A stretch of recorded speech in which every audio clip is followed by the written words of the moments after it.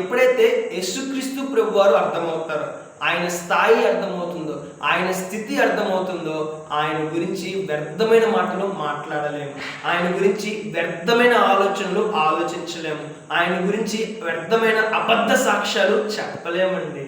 ఒకసారి ఆలోచన చేద్దాం.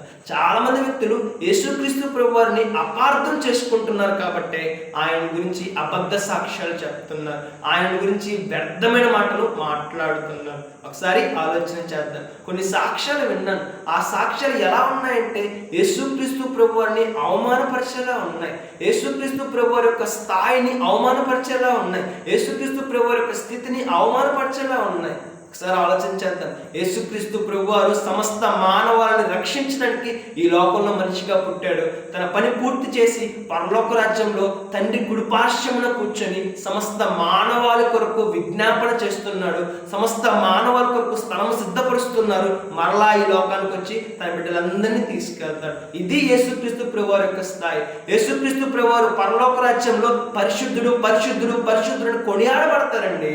అంత గొప్ప స్థాయి కలిగిన దేవుణ్ణి మనము అబద్ధ సాక్ష్యాలు చెప్పి, దొంగ సాక్ష్యాలు చెప్పి ఆయన నామాన్ని అపకీర్తి పాలు చేస్తే, ఆయన నామాన్ని అవమానపరిస్తే రేపటి దినాన శాపాన్ని పొందే ప్రమాదం ఉంది. కాబట్టి దేవుని గురించి అర్థం చేసుకొని మాట్లాడదాం. అర్థం చేసుకోకుండా అపార్థం చేసుకొని మనం మాట్లాడినట్లయితే రేపటి దినాన దేవుని కోపాన్ని పొందే ప్రమాదం ఉంది.